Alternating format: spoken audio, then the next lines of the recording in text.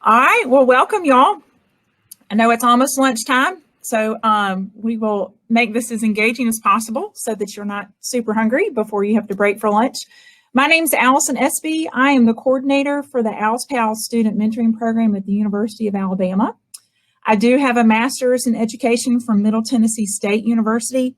And my bachelor's is from the great university on the other side of the state, Auburn University. So I'm excited to be a part of the University of Alabama system. I've been working in higher ed this is my 6th year. I have over 15 years of classroom experience from elementary to early childhood. So this has been a great merge of higher ed and working with college students and still giving back to the community through education. So I'll let Robert tell you a little bit about himself and then we'll get started. Hey y'all, my name is Robert Powers. I'm one of the assistant directors in the Center for Service and Leadership. I started last January and so kind of been living in the COVID world ever since. I'm also, I worked at and went to the other school in the state at Auburn, and so excited to be in Tuscaloosa and be at Alabama, and have been excited to work with Als Pals and a lot of the other programs here in the CSL and being able to contribute to student leadership and be a part of their journey as we mentor and serve our local community. So we're excited to share with y'all a little bit about our journey over the last year when it comes to student programming. Okay, so Robert's going to help me out as well. And as I mentioned to y'all, I am a teacher by trade. So we're going to try and make sure that I keep technology going correctly, which has evolved a lot since I finished my actual days in the classroom. But to start off with, to give you an overview of the Als Pals program, it is a student mentoring program at the University of Alabama. It's been around for about 10 years. And what we do is we take college students and we assign them or pair them with an elementary student in the Tuscaloosa City and County's school system or community centers that serve those schools. So we typically recruit around 1,000 students because we do offer one-on-one mentoring. We tend to serve around 5 sites that typically have around 75 students at each site. So you can see it becomes a large community project, which has been super fun to be a part of. And what they will do is the college students will sit with their mentee in the school itself in the after school program. So we typically serve about an hour and a half in our typical program. I write the lessons. It will either cover language arts, reading comprehension, mathematics, STEM, and then character building, because we want to build a relationship between that college student and the elementary student that they get to meet with. We work with the students Monday through Thursday afternoons, typically serving at each site 2 days a week. So we do have an opportunity for college students to meet with that mentee twice a week if their schedule allows it. So with COVID coming into play and the schools stopping in-person instruction and then having virtual instruction or having hybrid programs where they were virtual for some of the week and then back in the schools for the other, would we still be able to participate with these elementary schools and community centers that were serving the students in Tuscaloosa? It was still a need. Our community partners told us they wanted us to do it. My boss also told me that it was a requirement.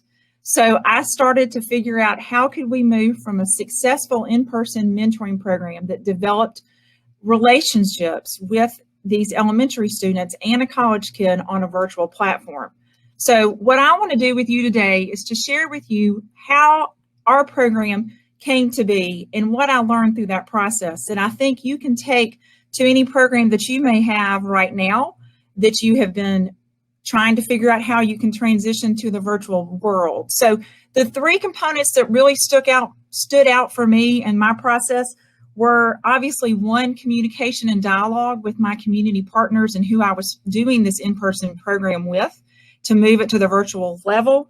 The other one was I have student staff that run my program. You're in higher ed, so you could also have students that run your program, but you're going to have to get the buy-in of whoever your staff is that's now going to take this program from in-person to virtual. And then obviously the last one is just to go. You've got to start and get going and see how it 3 components that I want to share with you today and see if those you can apply to your program, and then see how it can come to the virtual platform. And then Robert's going to talk a little bit about how in those 3 steps as well, how the higher ed component also still needs to be touched on in our program of how we adapt it. Yeah, so as we kind of tell the story of Als Pals, how we were kind of forced to transition due to COVID, forced from an in-person program to a virtual program, I want you to think about how could this apply to your university and your institution, and maybe a program that you have. It may not be a mentoring program, but a lot of these steps that we'll talk about, working with the university, reviewing policies, understanding the needs of our community when it comes to moving to a virtual program, can be applicable to any move to a virtual program. And as we've seen over the past year in higher ed, the virtual engagement is something that we were kind of forced into, but now maybe somewhat of a staple moving forward. And so hopefully through Als Pals and through, as we talk about this journey, we want to highlight a few things that we can apply to you. Yes, we will talk about it in the context of our mentoring program, but there's a lot of valuable lessons we learned, and we hope that you'll learn and gain that you can use if you either create a new program that's virtual or transition part of an in-person program into a virtual program, either this spring semester or in the coming years as higher ed continues to change and evolve. And y'all, I also want to offer you the opportunity to send me questions. Robert is going to be monitoring the chat box. Again, the little bit of a technologically challenged individual here, but I've come a long way, particularly if I have a successful virtual program now. But send him some questions and we can definitely either stop. He'll prompt me if it relates to right then, or we can circle back at the end and I'll go over those with you. All right, so step 1, dialogue. So after the shock and the panic passed, actually being, you know, as I mentioned to y'all, I was a school teacher of, gosh, schools are stopping, and then what can we do? And being empathetic to educators in general, how are we going to keep this going? And so the dialogue started, and I went to the school systems. We work with 2 of them here in Tuscaloosa, so city and county. And of course, no one does the same thing. So learned in that dialogue that my platform options would probably have to be different. And then I also worked with our Chamber of Commerce to stay in touch with our community partners to see where first responders children, they were starting extended day programs or full day programs in the spring, and then would those continue in the fall for those students where that were healthcare workers that they could go to. Could we possibly have our mentoring program with them in the fall as well? So starting to talk, and then the questions that came up in those conversations were, do you want this to continue? Do you have the space for this to continue? With the restrictions that the university put on us for the fall semester, I could not reserve rooms to put these 1,000 mentors that I had into and have them all be on campus and log in, and me be able to monitor with my student staff our mentors. So now that meant we were going to have the college kids logging in from wherever they were in the city of Tuscaloosa, but the students that we would be serving would have to be on their school campus, and was there space to do it effectively socially distanced within that facility where we would be going as a school or a community center. The other possible questions were technology. I'm an in-person program. I do not have Chromebooks. I do not have tablets. I do not have headsets. The programs that we were serving, I had to see if they had the hardware for us to work with them to keep this going as a virtual platform, because it was a grassroots effort. Now that's something we'll talk about later on, how to keep longevity going. The other thing was supervision. I kind of touched on that. I couldn't be in the schools like we had been in the past. How would we work that out with child protection policies and not knowing what was happening with my college kids in the class, in their rooms, in their apartments or on campus? So it was lots of long conversations in the dialogue meetings with them. And then also, after those conversations happened, it was to draft a plan to start to build it. What would it look like? Could it still build a community relationship between a college kid and an elementary student virtually? would they still be able to make that connection? How would the lessons work? What type of content would it be? How long would it be? We had been an hour and a half. Gosh, I can't sit still for an hour and a half anymore. So really we had to pare it down and change that time frame as well. So that's what the dialogue was, and it continued to evolve. And then I would go and meet with the city schools of Tuscaloosa to check with their IT department to see how we could connect with them through the Schoology platform that they had. Of course, as I mentioned, county schools were different. So we really did build two platforms. How could we work with Google Meet, Zoom, because those were two areas that the University of Alabama students had access to, and then Microsoft Teams, which is what the county schools wanted. And I will say right now that Teams has been our favorite one that we've turned out, that works best for our platform. But you continue to meet and you have these conversations, and things changed. Everybody, y'all all know, every week you would have a different announcement, or every 3 weeks there'd be a different announcement from your community that you're serving. So flexibility was also important in those dialogue conversations. Then it would eventually be that you would do a finalization of a final plan. But I'm going to go in a little bit more on what the dialogue and meeting structure kind of looks like. I'm going to let Robert talk a little bit as I did these dialogues, and we come back to our office here at the university in the summer after working with the college students. My staff still stayed with me in the spring. They worked with me through, I really would say, June, and then I told them to step back because we kind of got into a point where we thought we had a plan. Then they really jumped back in August and September when things were a lot more clear. But Robert, why don't you talk a little bit about how dialogue affects your our higher ed stipulations and guidelines? Yeah, so as Allison is having conversations with community partners and schools and things like that, we had to kind of explore what parts of the university did we need to be aware of, what was going to affect some of these online programs that maybe we hadn't considered in the past. So we really had to take a look at policies, at practices, at guidelines. As Allison mentioned, we were a Zoom campus. Well, what if the school we were working with, a community partner, said, well, we want to use Microsoft Teams? So we had to have some of those larger conversations, those bigger conversations. We had to make sure we kind of went through all the policies that we thought could affect this, and how are we still following these policies.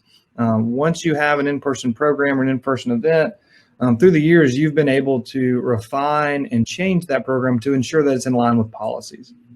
Those same policies may still affect your online program. And so really encourage you to not only talk with your community partners, but talk with supervisors, risk management, whoever it may be, with any policies that you're interested of how does that affect this program, and what ways do we need to adapt a program to ensure that these are followed. And so those are some of the conversations we had. And so wanted to make sure that we were still above board and made sure we were following all the practices, not just best practices, but policies. And so would encourage you to have those conversations with key stakeholders at your university and talk through, hey, here's what we're thinking. What are some questions or concerns y'all have, and work together and collaborate on continuing to have an impactful program for your students. Thanks, Robert. And that's why I love working with my staff, because I really am so tunnel vision more on the education side of it. And having been a school teacher and thinking more about the physical part of a school, that I would oftentimes be like, sure, that's easy to do, and not real. They would have to really bring me back and go, Allison, these are within higher ed. There's a different set of rules that you have to remember about to apply to. So, but to kind of go back in and give you all a little bit more about dialogue and how the meet and the draft and the meet and the draft program works. Really, for me, we shut down in March. And so it really, those wheels started turning in my head. But I couldn't get a direct answer from any of my partners that I had worked with in person in March and April, because they didn't know. So when you're working with your program now, things in the virtual world have kind of evolved. So you won't have as many unknowns as I did, but just be prepared and recognize that that is going to present itself. So in those meetings, the first meetings, could be really long, and the idea for my draft was really broad. And then I would present it and talk with my staff here, and they would talk to me a little bit and bring up some questions that made sense that I may not have thought about before I went back to my community partners. The other piece I want to remind you that's very important to do is to set strict deadlines and stick to those, and be in communication back to your partners to remind them to keep up with that. One other piece as well, if we're virtual, you've got to become great friends with the partners that you're working with, their IT departments. I have worked and found great friendships within the University of Alabama's IT department.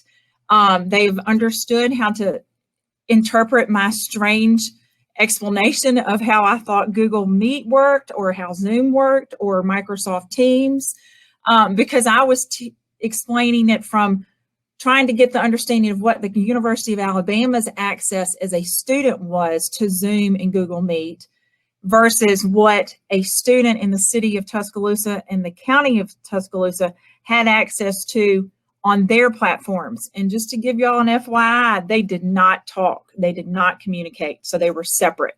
So that was something I learned. But don't be afraid to ask for help and to go in and, say, I need some assistance in this area. And more often than not, they are skilled in there and they want to share that information with you correctly. And then that gives you confidence in your draft that you then present to your community partner or to whoever you've been doing this in-person program with, to put them at ease, because you really have a definite answer of what would be possible.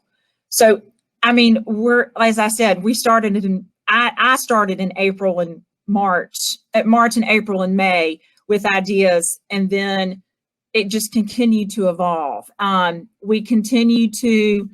We had kind of our halfway point was probably midsummer, when I knew that county was going to be starting back in person.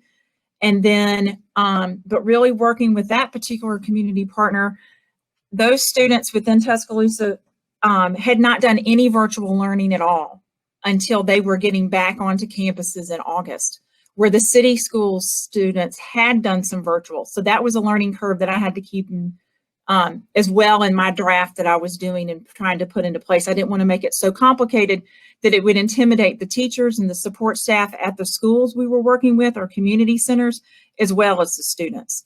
So just know that it's going to be multiple meetings, and give yourself time to build your program so that when you are ready to go and you've made your finalization and it's been approved and y'all signed your contracts and you're ready to go, that you then have time to take a breath and that you're confident in what you've been able to create. So it was a lot of fun for me, because I'm not afraid to talk to people. And it's been great as you would start conversations with your support people that you're asking for on technology or hardware or space, of just how, for us, Als Pals has been a standing program here at the university. So it was always nice to have the opportunity to say, hey, we want to move it virtually. Can you help us with that? And how that much pride that brought to that department as well.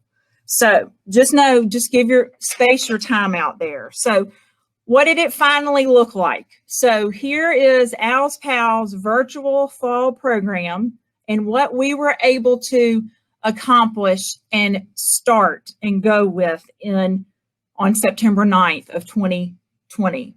So we recruited 100 students. So we were down, obviously.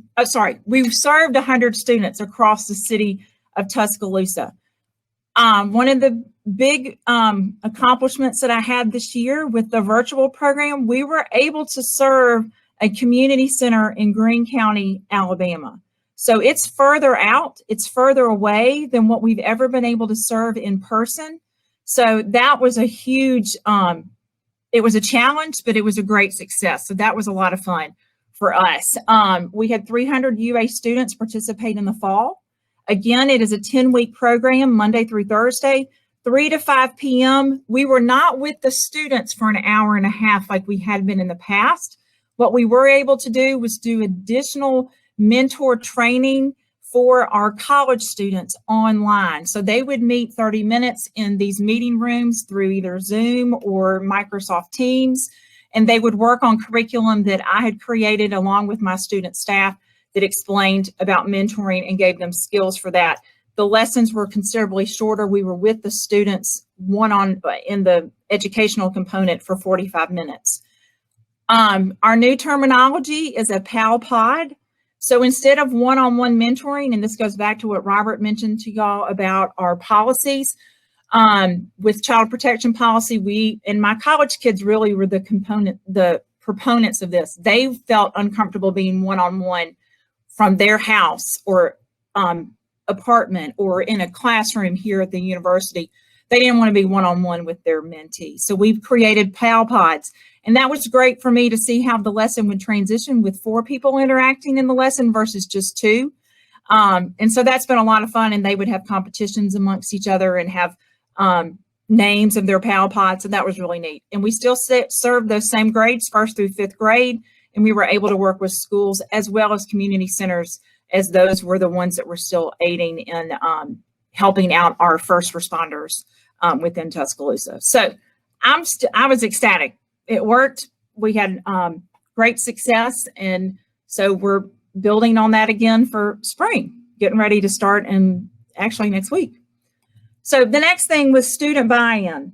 And as I said earlier, and I'll keep reiterating, my student buy-in was a lot more complicated because it was still evolving when we were trying to sell it. That won't be necessarily the case for y'all. You'll have some more, your ability to be, the most important thing that I learned in student buy-in or your staff buy-in is to be as transparent as possible in your communication with them.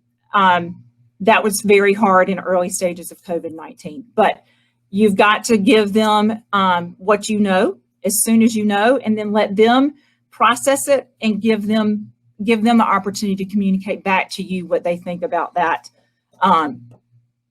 guideline or technology component or location of where it was going to be or how many people would be in the room and so forth. I just have to, some of the things that we had about this, I mean, I laugh looking back at it now.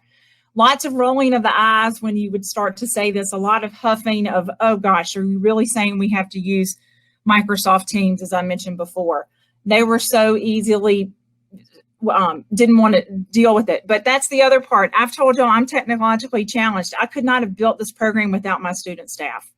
They really dove in. They figured things out. They shared information with me. It was great that I had elementary students of my own for us to use their Schoology platforms and try them out as guinea pigs as well. So it really became a community-wide effort in our transparent communication to build the program and to let them know. The other component that's really going to be tough and hard to do, or I felt was our training, because we have always had so many people participating. How do you do a training that's going to be effective and make sure that they understand what you want them to communicate in a virtual platform of a mentoring program?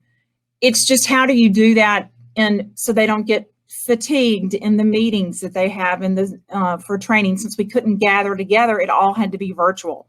Could it be recorded? Should we have skits?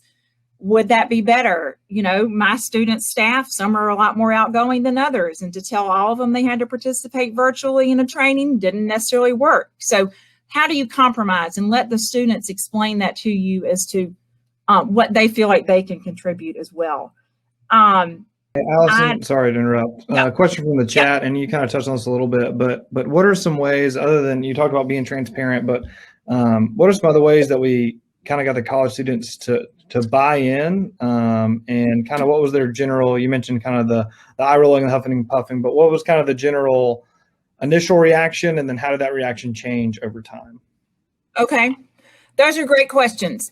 I'm grateful that my program, I have passionate community server students. They want to do this. They were so concerned about the loss of the education in the community that they really wanted to find a way to get it to work. I think all of them were intimidated by the fact that, you know, we knew for sure that one community partner, which is the county schools, was going to be in person when we came back, when the college kids were here.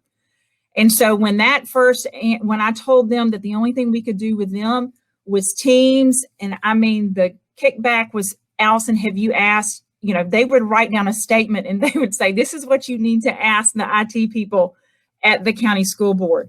And I did, and then I would be texting back to them, and they would be like, okay, she's got to be leaving something out. So they were like, did you really say all of this? So that was those parts of it. And I think, and that's very general in what we had to do. But then it was also when I said Teams, and then I had to go to the IT department here at the University of Alabama and ask, tell me about Microsoft Teams access that a University of Alabama student has. And when I sort of mentioned earlier to y'all that our connection with Teams and Zoom and Google were not in the same, they're not on the same playing field as the city and county students were. I didn't have access I couldn't get all of my University of Alabama mentors signed up as a volunteer, so to speak, at the county school so they could have an account within the county school system in order to communicate directly through Microsoft Teams like their school teacher did. So we had to work around that and find a way for us to have that pod be built, that meeting room be built by accessing Microsoft Teams still through the county, but separately from our side because the college kids were coming in not on that same account. So explaining that was difficult. I'm always wanting to be honest with the people that I work with, and sometimes that's to a fault on my part. So I've had to have coaching by my staff, by Robert and my coworkers to say, Allison, it's okay for you not to give them all that information yet because you don't have an answer from the university yet on that. So I had to figure out a way to channel that in. So back to your question, you have to be, I think what I've learned a lot in this of being transparent was also being an active listener and really focusing on what their concerns were that they were coming to me with, and then repeating back to them what I was hearing, and then go and dialoguing through that again so that I could take whatever I had gotten from our community partners and pair that with their concern and how could we meet in the middle. So I think that's it. So active listening, and then really not making being accessible, but you've got to give yourself some space too. And you also have to tell your staff to walk away from it sometimes. If y'all get to a point where you're just butting heads, it's okay to say, let's take a step back. Let's go, close the book for a while and not look at it for a little bit, and let us just kind of digest what we've learned and then come back and have another discussion about it. Because there's going to be that. Because there'll be disappointment, and then you have to move through that disappointment and be like, okay, that's what we've got to work with, and we got to learn how to do it. So was that, I think that I feel like that sort of answered it. I hope. Maybe there's an emoji that says yes. If not, no, I can try and explain more. Maybe Robert can help a little different on that. Any other questions, Robert? And I'll keep mine in the chat. All right. So the last thing is, I kind of touched on this by that question. Thank you very much. Is your student morale? They get burned out just as we all are right now. And I think where, they got burned out, and we had to try and continue to keep them encouraged. This community partner I mentioned to y'all that we were able to serve in Greene County, they had Wi-Fi hotspots. They had assistants sitting next to the students while we were working, but yet it was still a very confusing. We couldn't get them to really stay focused. There was background noise and so forth. And so I would hear from my student staff, we need assistance down there. I would contact the staff in that building at Greene County, and she would tell me that things were better. I would go down and visit and try and go back through what our expectations were for our assistants, for our staff that was in their staff that was in the building. So just to remind them that it's not a sprint. It is definitely a marathon, and it will always evolve. And some days will be great, and other days will be trying. But just to always try and find the excitement in it, and we definitely have done that. And I'll share some of those stories in some of the other slides. But to keep checking in with your staff and really being able to listen and be very empathetic with them about their trials and questions about this transition, because it's totally new. All right, so then you just got to go. And that was a little scary for us. And sometimes we were ready to go, and in Tuscaloosa for our community partner that was serving the city schools, we had a little technological mishap the night before we were supposed to start, and the T1 line for the entire city system for their internet for the kids was cut, so we couldn't serve at all. And that also meant my kids didn't go to virtual school that day. So that was fun, and trying to tell our very compassionate mentors that they weren't going to be able to meet with their students was disappointing for them as well. Your Wi-Fi connections, your hotspots that you may have in your community centers work great on days when it's sunny. Doesn't work great when there's a thunderstorm in Tuscaloosa, and we had that happen multiple days. So then the technology would be knocked out. And so how do you pivot, and how do you keep your student staff on point and ready to still pick up again when things begin back? Again, we worked with 1st through 5th graders. The age difference and how they can actually work with technology differed. In the beginning, it was real challenging. The older kids would find out how to chat inappropriately, so that was always fun. And then we would have the younger kids that would just talk over each other because they were so excited about the activities and then who they could see on the screen in their PAL pods. So keeping their attention was a challenge, but it all worked itself out. Some of my biggest accomplishments that I heard from the students that we did a check-in, and this is another thing I would remind y'all to do. If your program is a certain length of time, ours is 10 weeks, we did a 5-week check-in. My college student staff created a questionnaire about asking our student mentors what they were feeling about the program and where we could improve, what kind of training could help, what did they need at the sites. And that information was conveyed to me, and I would go to our community partners and say, this is happening, how can we address it?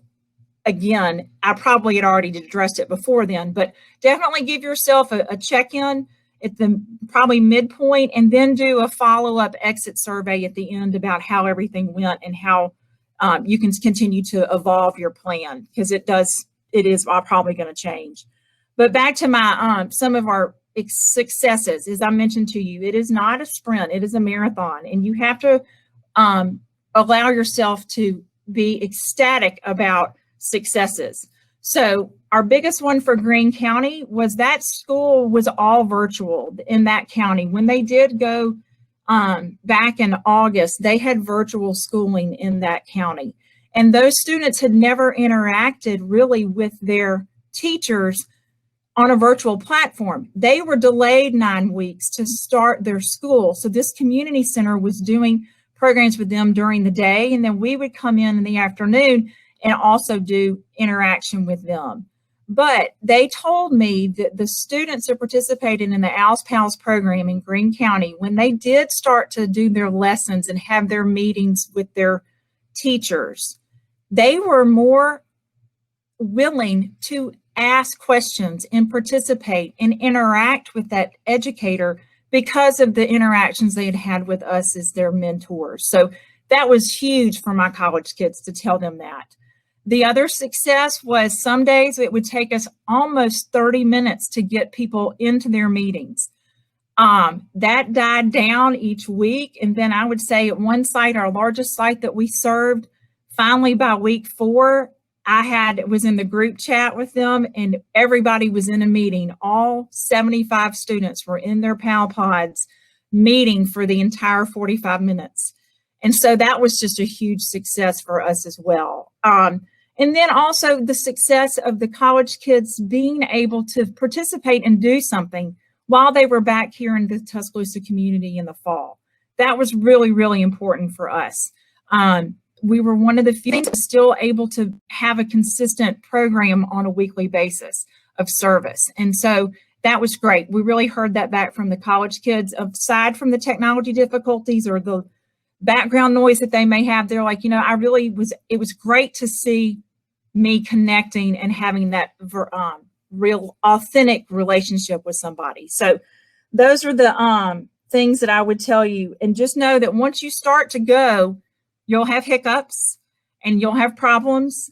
And what you think is going to be consistent the whole time is going to change. But that's okay.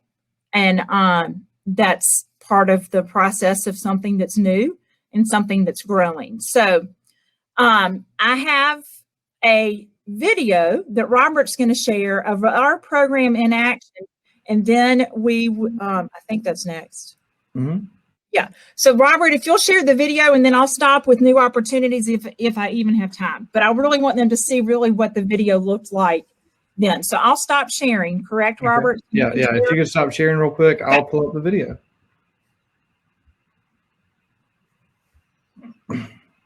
So as he's doing that, we were contacted by the University of Alabama Strategic Communications Department, and they wanted to highlight how we had moved to this virtual platform and how it had been successful. So this is the video they did on us.